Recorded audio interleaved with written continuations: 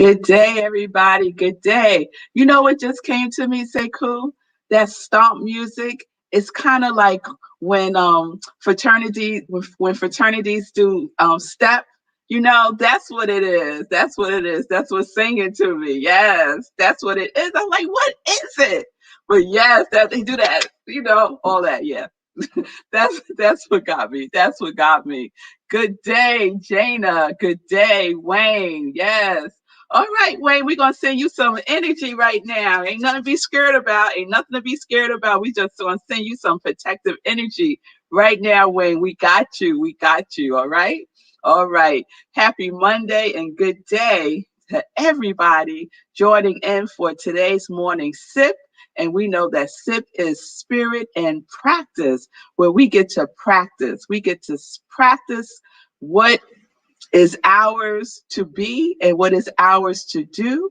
We get to practice knowing that we are aligned with that which is everything. We are aligned with the all in all. Yes, we are. Good day, Nan. It's good to see you. I hope everyone had a wonderful weekend. And we're going to get started. We're going to get started. We're here live on New Thought Media Network, on Facebook, and on YouTube. So check us out where you would like.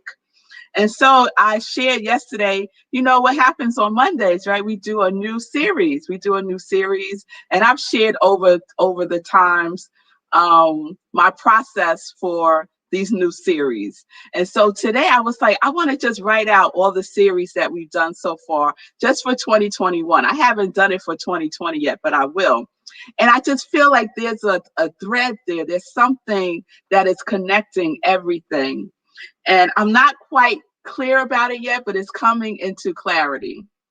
And so we started off with prayer of Jabez, then abracadabra. You remember abracadabra when I brought out my wands for you. I was like, yes, abracadabra, yes. And then we went into the invisible, and then incantation, autotelic, flow, ikigai. Last week was quickening. And then this week, I wasn't clear. I get the download. And my download, I couldn't decipher, no. You know the word. I couldn't decipher it, right? It was like, it was like, just kind of like falling through my fingers. And then I had this like bizarro dream early in the morning that I won't even go into, but it was bizarro. And I was like, okay, I'm just going to stay open. And so I started just seeing if I was going to get some inspiration from some of the books on my bookcase. And I was drawn to a book that had a red, the binder was red. So I thought it was the Master Key System book, which I love and which I have referred to many times. But when I pulled the book out, it wasn't. It was, and I don't know if you can see that, it was Emma Curtis Tompkins and Emma Curtis Hopkins book, practice book for the 12 lessons in high mysticism. I was like, mysticism. That's interesting. That word kind of struck a chord with me. I said, okay, all right. I flipped through the book and I was like, no, I'm not really feeling it. I put it away. I grabbed my Science of Mind book. So the Science of Mind book that I grabbed is my leather bound one. Right. And I treat this one like China, like China plates that you only use it for special occasions like Thanksgiving or. So I'm going to start using this one more. So anyway, I pulled this one instead of my day-to-day one. And inside of it, there are little notes from people at Rockland Centers for Spiritual Living, because they gifted me this book for my graduation. When I graduated seminary, they gifted this to me. And throughout the book, there are these notes throughout it. And it's like always a wonderful surprise to pull out one and read what they wrote to me. That's always just so loving. And so I pulled out one to this morning. And what does it open to? Chapter 12. So chapter 20. Chapter 20 in the Science of Mind book is what the mystics taught. I said, okay, now we got Emma talking about 12 lessons of high mysticism. And now we're going in here and Ernest is giving me what the mystics have taught. I said, okay, I get it. I recognize a sign when I see a sign, right? We recognize signs when we see signs. I said, okay, that's the series. The series this week is mystical. The series this week is mystical. So y'all are literally going on a journey with me this week because I still don't have all the pieces of it yet. It's just still coming up for me. So you're on this ride with me for real this week because we're going to see how this unfolds. It's all very mystical already. It's all very mystical already, y'all. So you'll know how I start every series. I start every series with the definition.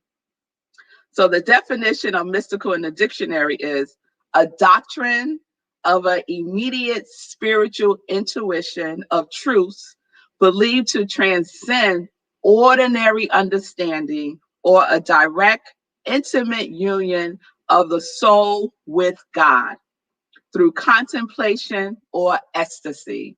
So I said, oh, ecstasy. I love that word. So I said, I wonder what ecstasy really means. So I said, let me look up ecstasy.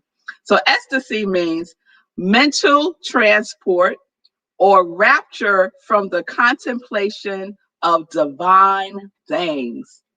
I said, I didn't know that's what ecstasy meant. I always thought it had some sexual stuff going on there, right?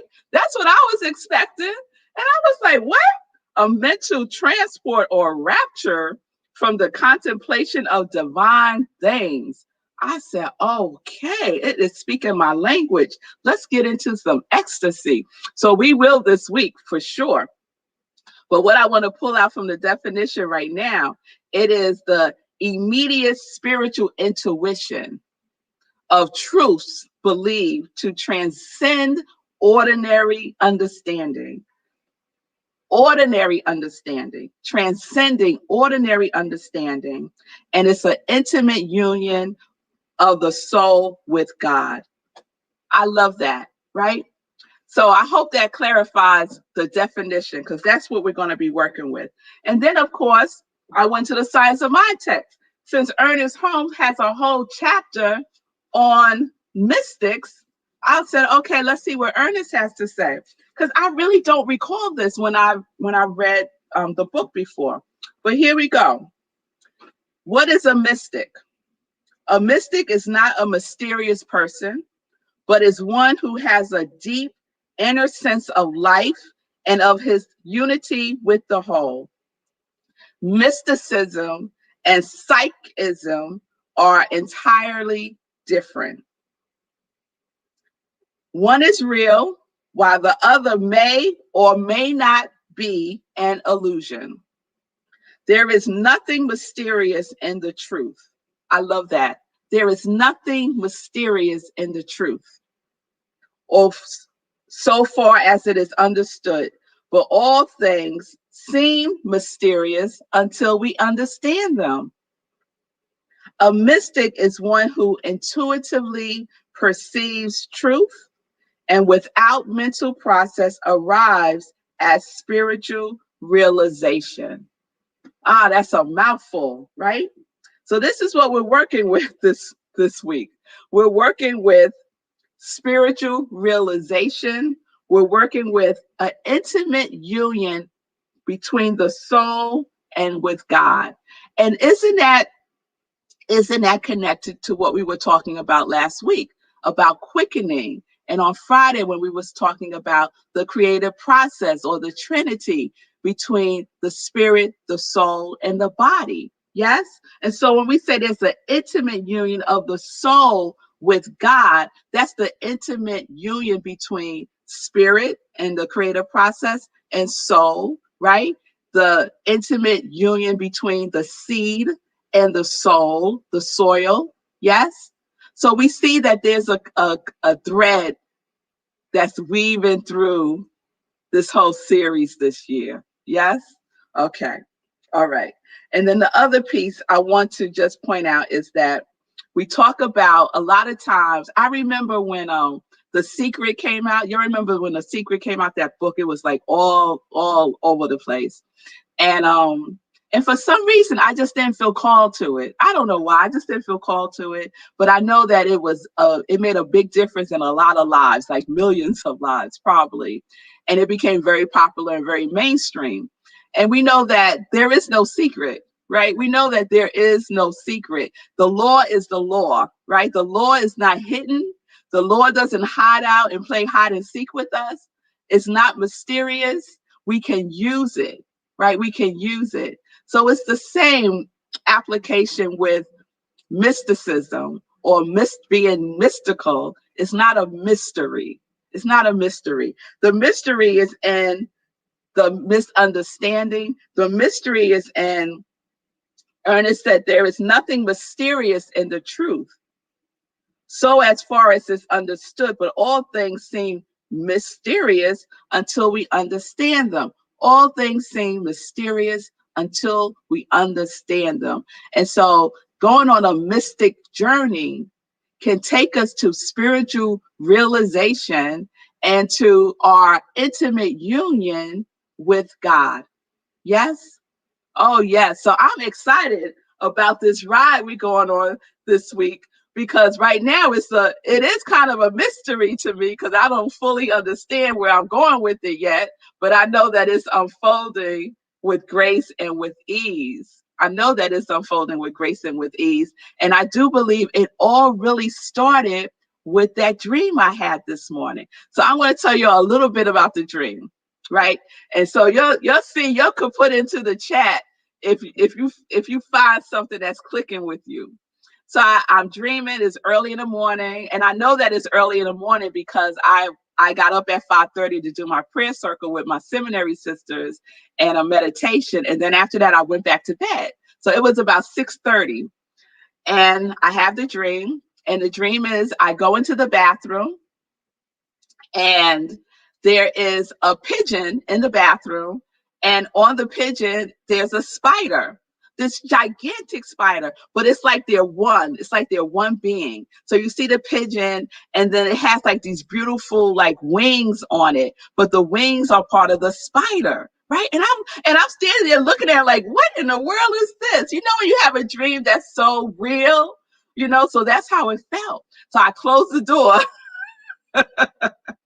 And then I opened the door again, and the pigeon was gone, and it was just the spider, right?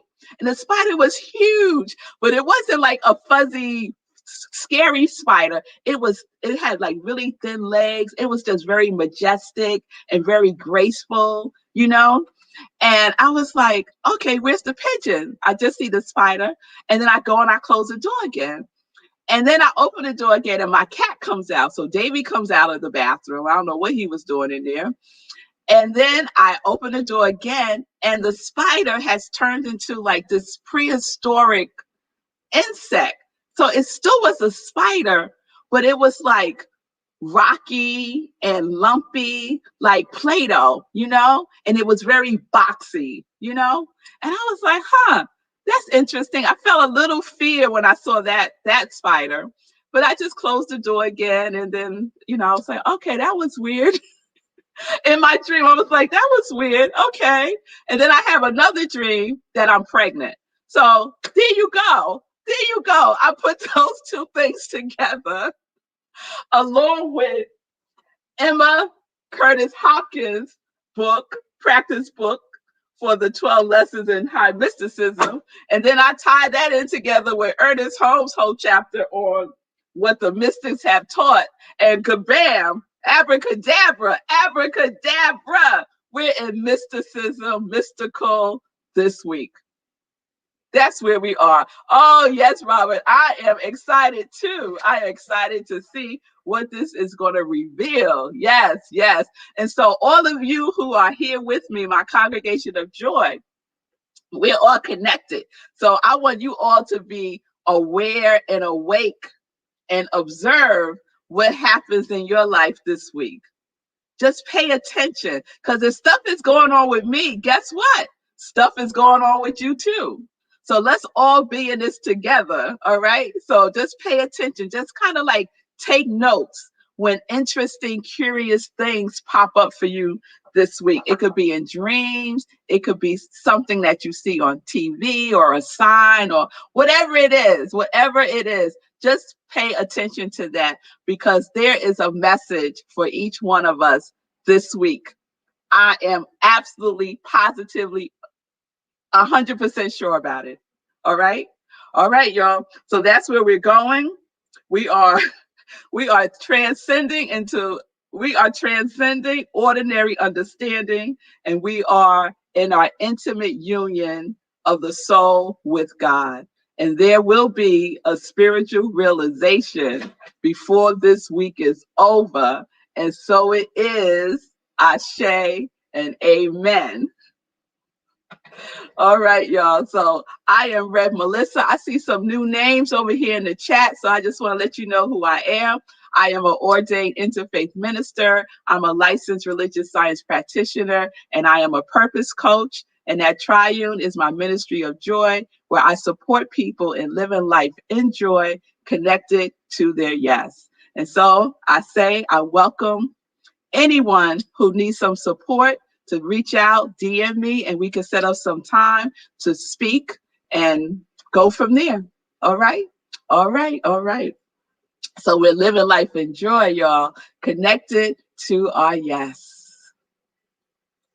All right. It's time for some joy news. It's time for some joy news. All right. I hope everyone had a good weekend. I certainly did. We had a wonderful Sunday in praise yesterday. Yes, we did. Saturday, we had a wonderful class. The 30-day mental diet class wrapped up on Saturday. And we started off Saturday with our meditating with the moon. We had a wonderful meditation with the full moon, which is also called the snow moon, which is just so sweet. And so I just want to shout out those of you who were able to get up at 4 a.m. in the morning and do a meditation with me, meditating with the moon. We did a spiritual practice. So shout out to Sekou, Nan, my mother, Colette, Christina, Julian, and Pastor Al. It was wonderful having you as my companions as we did our spiritual practice. So our next meditating with the moon is the new moon. So you can mark your calendars now. It's another Saturday, y'all, March 13th. We do it at 4 a.m. on Zoom. And I'll let you know when you can register. All right. Saturday, I also dropped a new episode in my podcast, the Sacred Series. And the new episode is Sacred Relationships. And it is a good one. I listened to it twice myself, and it took some notes. I was like, okay, all right. And so the focus is, what are your relationships reflecting back to you, right? What are your relationships reflecting back to you? And do we hold our relationships as sacred, especially our relationship with ourselves, right? So please check out the Sacred Relationship series, right? Not series, episode in the Sacred Series, and let me know what you think. You can leave a message and let me know what you think if you listen on the Anchor app, but you can also listen on Apple or Spotify and other podcast platforms. So please check that out and subscribe. So big news, Living Life in Joy is moving to Sundays at 10:30 a.m. I'm kind of going to combine Living Life in Joy with some Sunday in Praise and create something marvelous and maybe even mystical. Who knows? Who knows, right? So stay tuned. Sunday, I have a special guest. Stay tuned for that information. Sundays, March 7th, 10:30 Eastern Time, right here on New Thought Media Network. All right. Let's see. Oh, also mark your calendars. March 14th, Sunday, I'm the guest speaker. And I say guest speaker, it's my home. Rockland Center is my spiritual home. And I will be speaking on March 14th. And the topic is release and let go. So please mark your calendars for that also. Thank you all for supporting my Joy line. I just so appreciate every time my phone does a little ding when someone orders something, and I just get so excited and I just go straight into gratitude. So thank you all for supporting my Joy line of t-shirts, and I even have socks now in my Sip Joy mug. So I just really appreciate it. You could go to my Etsy store, I Am Red Melissa, and you can purchase some joy merchandise. Yes, yes. Thank you. Thank you.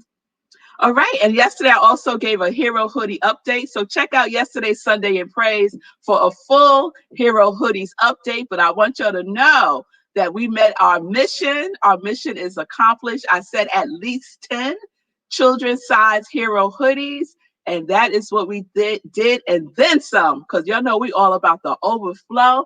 And so we have 12 children's size Hero Hoodies that will be donated to the Hero Hoodie movement that is happening this month. We're in March, y'all. Today is March 1st.